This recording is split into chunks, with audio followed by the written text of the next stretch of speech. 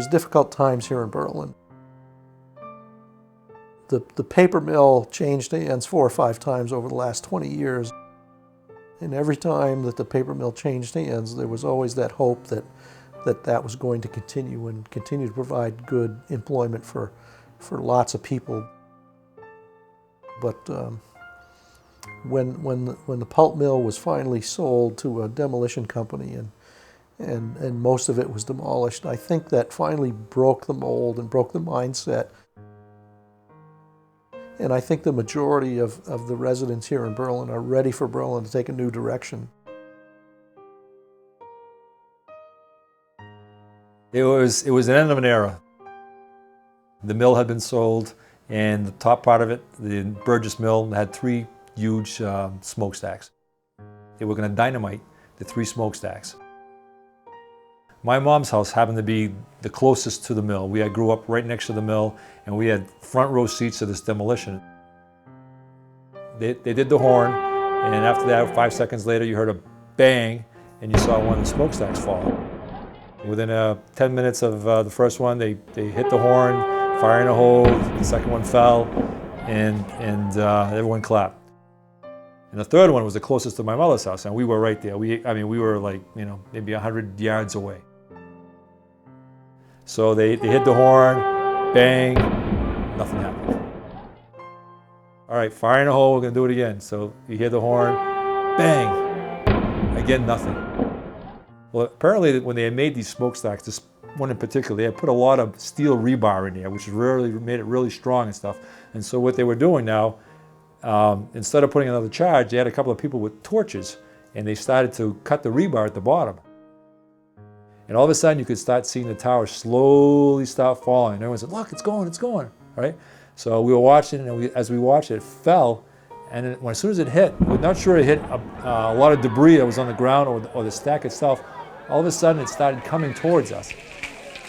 My wife was on the porch. They were ducking. Me and my sister were in the front. We were ducking, hiding behind things, and it didn't last more than 10, 15 seconds. But when we got up, we couldn't believe all the damage it had done from that chimney falling and stuff. And like I said, my mother's house had several $1,000s worth of damage because of the rocks that hit the house. The mill was part of our life. It was, it was a symbol of the town. The paper mill of Berlin and everything. And then when they finally did fall and stuff, and they fell, it was an end of an era.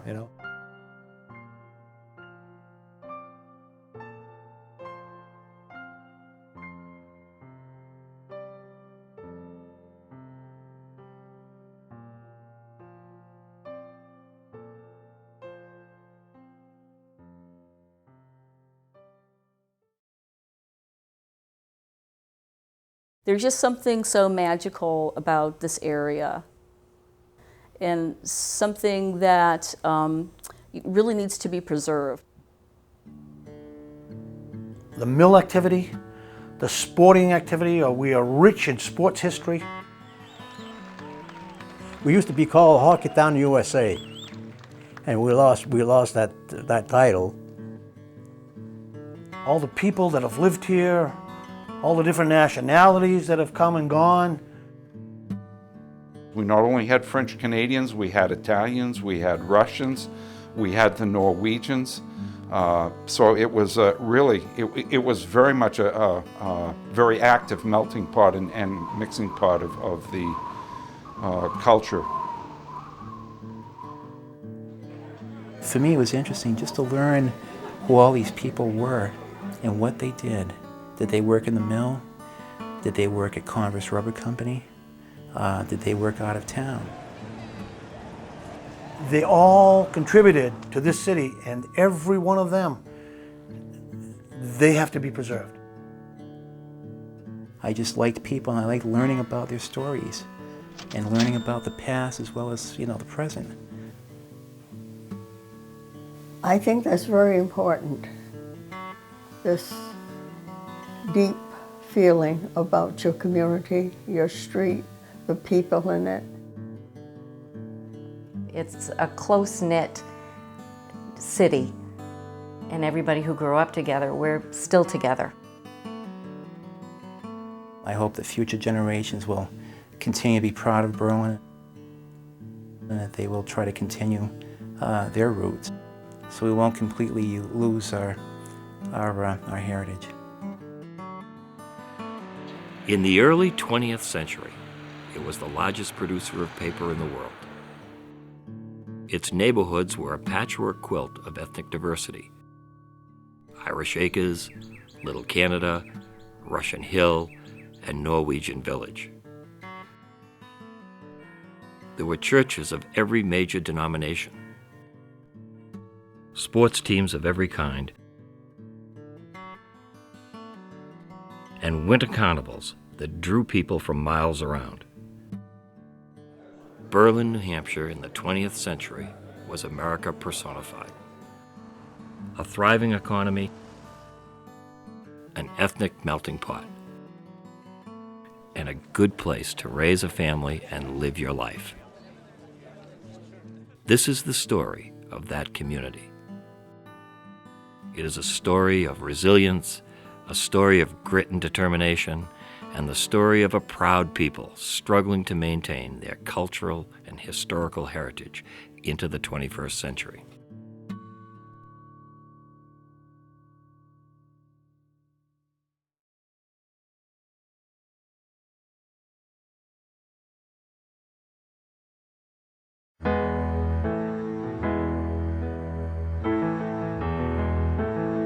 First settled by William Sessions and others from Maine in 1823, the small town of Mainsboro only had a population of 65 when it was incorporated as Berlin in 1829.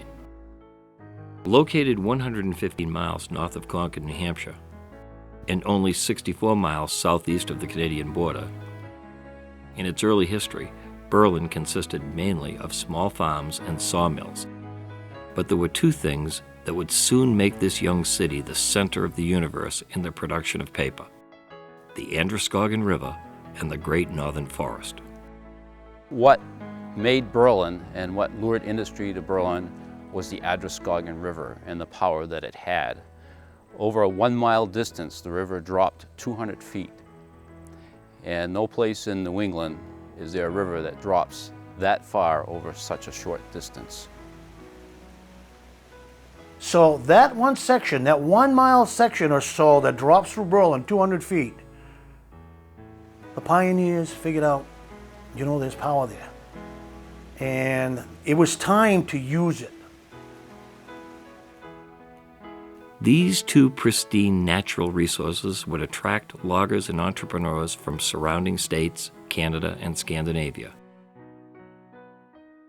And in the early and mid-1800s, mills were built along the river, and the woods harvested for their prized timber. When these mills, all these paper mills and sawmills were operating and Berlin was booming, they were only using 20% of the power that river was producing. That's how powerful the river was. It had pitches and turns and drops.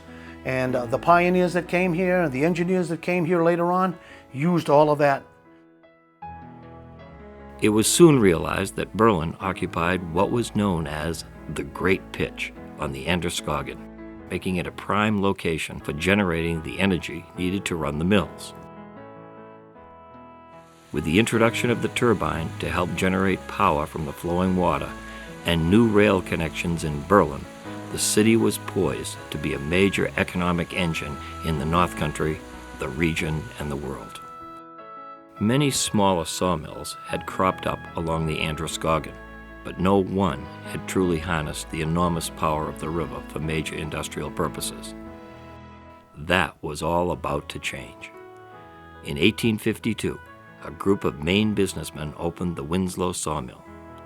Purchased by W. Brown, it became the Berlin Mills Company, which became known as the Brown Company in 1917, a business and a family that would shape the history and culture of Berlin beyond the life of the company itself.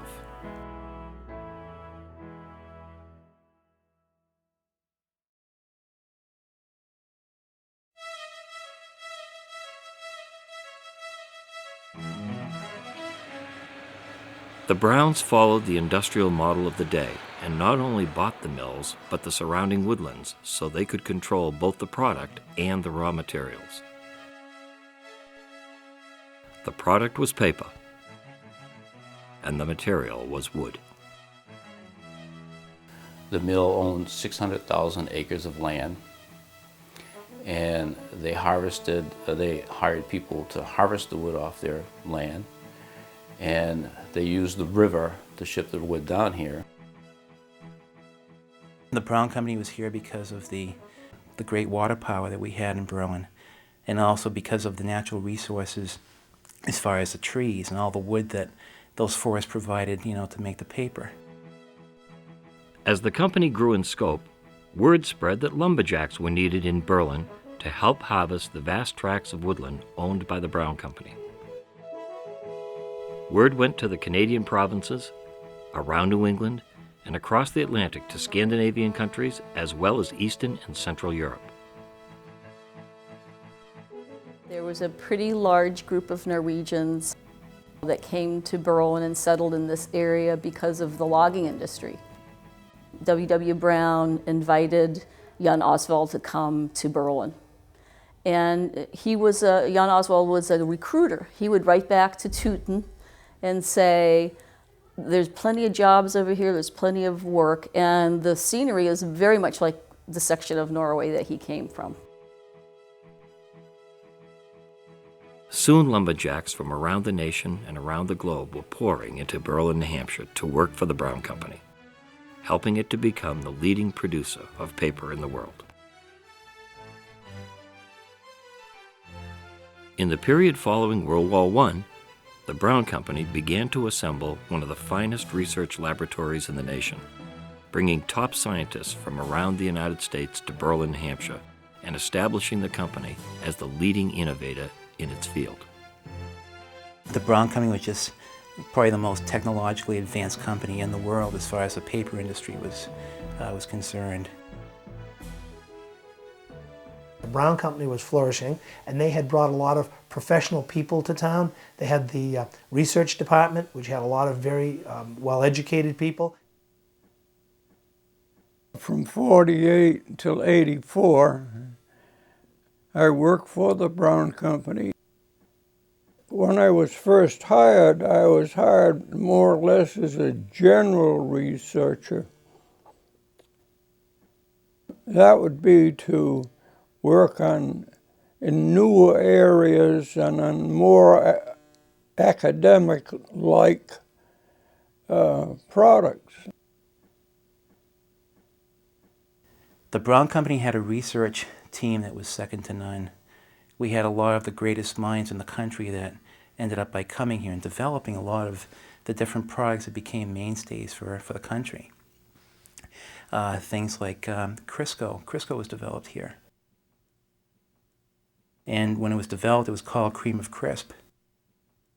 We had an experimental paper machine, which is actually just a running model of a small machine, which could make all kinds of things from tissue to papers of every description, impregnated papers and papers with other additives. They had what they called the Brown Company store. It was right up on Main Street. So people that worked in the mill could buy all their groceries, their clothing, their sporting goods, furniture at the Brown Company store. And the way that operated was, if you worked in the mill, you went over and bought the stuff, they'd put a slip on it, they would take it out of your paycheck. So did they try to help their employees that way? Without doubt, the mills had such an impact on the whole region. The Brown Company was basically why we're all here. And they gave jobs to the people who, whether they came from Canada or they came from other parts of the country, or even from other countries, overseas. This was a mecca for opportunity.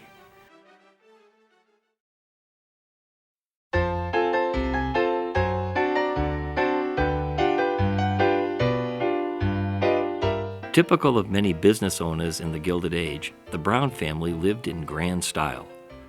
But unlike many of the robber barons of the day, they were philanthropists who added to the quality of life in Berlin. Brown family was such a good family, and what they did for the city and everything, it's like, to me, that's very, very important to save. We kind of feel a kinship to the Browns now. The Browns were very, I would say, not to use the term loosely, but they were Berlin's royalty. They did things early on, like introducing the traveling nurse program. They had a first kindergarten in town, which they built. They were generous in supporting activities, sports teams. They brought in hockey players to build a hockey team in Berlin. They backed baseball teams. They supported any of the organizations in town. They brought a flair to Berlin, you know, with their finesse and their generosity and the way they did things. Kobe Brown lived on a corner not far from here. In the winter, they had a skating rink in front of the house because there was a lot of land. All the neighborhood kids were encouraged to go skating there. They just did. And they would go skating there and skiing in their yard because it was a nice slope. And in the summer, it was tennis. I lived adjacent to the Brown estate, which was O.B. Brown's, which was one of the original Browns and Brown Company. And he had a nice hill in his yard, so we all sledded there, and he didn't mind it a bit. And he had a clay tennis court, and in the summertime, they had long since stopped using it for tennis. That became our baseball field. At noontime, they would call everybody in, or they'd call in, how many are you, you know, and they'd say, oh, there's 10 of us or whatever. They'd serve lunch to all of them.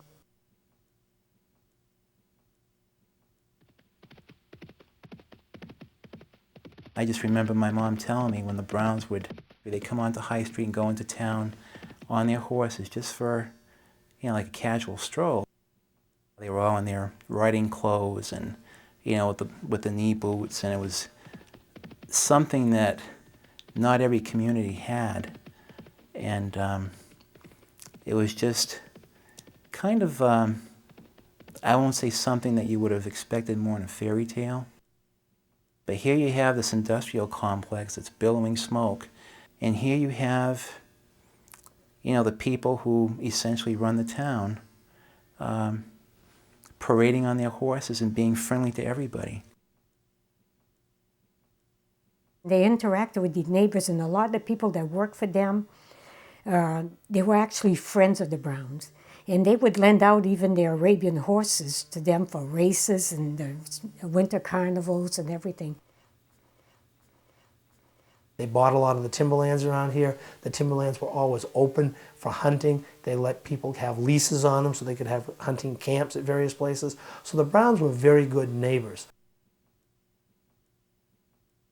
And there wasn't a distance with the Brown family. They were people that were very much intertwined with the community. They were involved in everything. They were really, really, to me, our royal family, if there's anything like that.